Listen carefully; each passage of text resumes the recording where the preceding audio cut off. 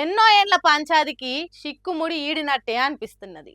మాకు అన్యాయం జరిగిందంటే మాకు అన్యాయం జరిగిందని కొట్లాడిన మాల మాదిగ అన్నల వర్గీకరణ పంచాది కొలిక్కొచ్చింది.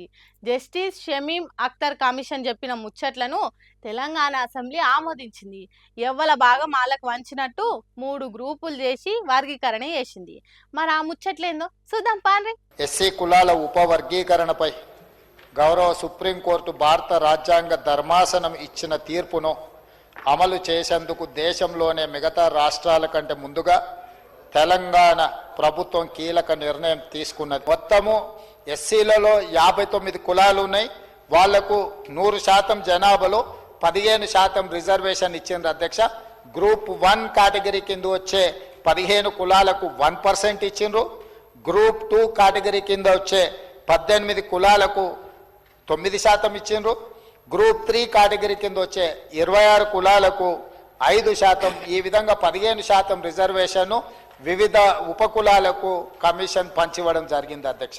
ఇగో ఇట్లా ఎవ్వల వాట వాళ్ళకే వంచినట్టు ఇచ్చుడుతోని చాలా దిక్కులలో సంబరాలు జరిగినాయి. కాంగ్రెస్ పార్టీ ఆఫీస్ గాంధీ భవన్ లో చూడుండ్రి ఎట్లుందో సంబరం.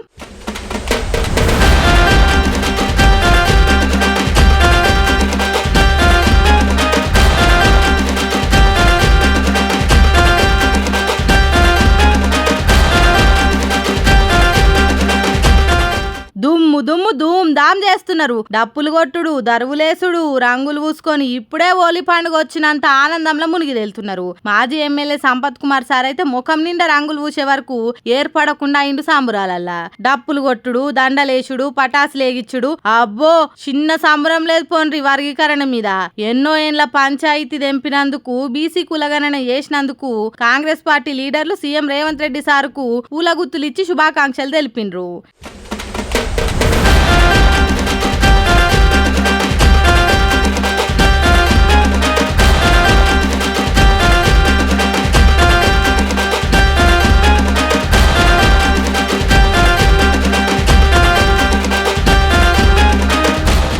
ఇదే వర్గీకరణ మీద మందకృష్ణన్న సర్కారు చేసిన పనిని మెచ్చుకుంటేనే కొన్ని లా పాయింట్లు రాగిండు నివేదికల నుంచి. ఏ రూపంగా చూసినా మాదిగల జనాభా నిష్పత్తి ప్రకారంగా మాకు రావాల్సిన వాటా 10.5 లేదా 11% మాకు రావాలి. మాదిగలతో పాటు కొన్ని కులాలు కలిపి 9% ఇచ్చారు. ఇది ఏ ప్రాతిపదికం ఇచ్చారు? 15 లక్షల జనాభాకు సంబంధించిన వాళ్లకు 5% ఇచ్చినప్పుడు యావరేజ్గా, మరి 32% ఇచ్చిన వాళ్ళు జనాభా ఉన్న వాళ్ళకు 11 రావాలి కదా. మా జనాభాకు తగ్గ ప్రాతినిధ్యం రిజర్వేషన్లు మాకు దక్కలేదు అనడానికి ఇది సాక్ష్యం. 11% రావాలి. మమ్మల్ని 9% ఎందుకు కుదించిండ్రు అని ఒక ప్రశ్న మేము ప్రభుత్వం ముందుకేస్తున్నాం. మరి కృష్ణన్న చెప్పినట్టు ఇన్ని అనుమానాలున్న వర్గీకరణను ఎట్లా ముందరికి తీసుకుపోతుందో సర్కారు ఏమో గాని వర్గీకరణ చేసినందుకు చాలా మంది సంబరపడుతున్నారని అంటున్నారు వర్గీకరణ ముచ్చట్లు తెలిసిన జనాలు. ఇంకా ఎండాకాలం పూర్తిగా రానే లేదు. ఉడుకు ఉబ్బరింత పెరగలేదు. అడవి జీవరాశులు గొంతులెండి గోసపడే రోజులు ఇంకా ముందట్నే ఉన్నాయి. పురాగా నీళ్లు దొరకకుండా కాలేదు మూగజీవులకు. మరి ఏమైందో ఏమో గీ పులి ఏకంగా బాయిలని దుంకింది. మరి ఎందుకు అట్లా చేసింది కావచ్చు అనేది దాన్ని అడుగుదాం పాండ్రి. అరే నువ్వు పేరుకే పులివి గాని గిట్లా బాయిల దుంకి బిక్కున బాధపడుతున్నావేందే పులి? ఇంతెల్మే ఎండలు ఎక్కువైనాయని చల్లదనం కోసం బాయిల దుంకినవా, లేకుంటే ఈత కొడదామని డైవ్ వేసినవా? ఎందుకు వచ్చినా తిప్పలే నీకు. అడవిలో హాయిగా అన్ని జీవులను బెదిరించుకుంటా రోజుకో జీవిని తిని బతకకుంటా ఇదేం పనే పులి అనాలనిపిస్తుంది కదా. కానీ ఈ పులి ఓ అడవి పందిని వేటాడుకుంటా ఎంబటి పడ్డదట.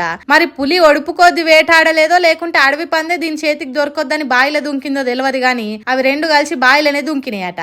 అప్పటిదాకా అడవి పందిని అమాంతం మింగుదామనుకున్న పులి బాయిల దుంకే వరకు దానికి కూడా పానం పోయినంత పని అయింది. అందుకే బిక్కు బిక్కుమని పానాలు అరిచేతిలో పెట్టుకొని ఆదుకునేటోళ్ల కోసం ఎదురు చూస్తున్నది. అదే బాయిల పందున్నా దాన్ని ఏమనుకుంటా ముందుగాల బాయిల నుంచి బయటపడాలని చూస్తున్నది. మధ్యప్రదేశ్ రాష్ట్రం సియోని అనే ఏరియాల ఇగో గిట్ల పులి బాయిల వడి భయపడుతున్నది. తర్వాత అడవి ఆఫీసర్లకు పులి అడవి పంది ముచ్చట తెలిసి చిన్నగా బయటికి తీసిండ్రట. కానీ చూడుండ్రి పురాగా ఎండాకాలం మొదలు కాలేదు ఇంతల్మే మూగజీవులు బావుల చెరువులల్లా దుంకుతున్నాయి. ఏం కోసనో ఏమో ఇది పొర్రి.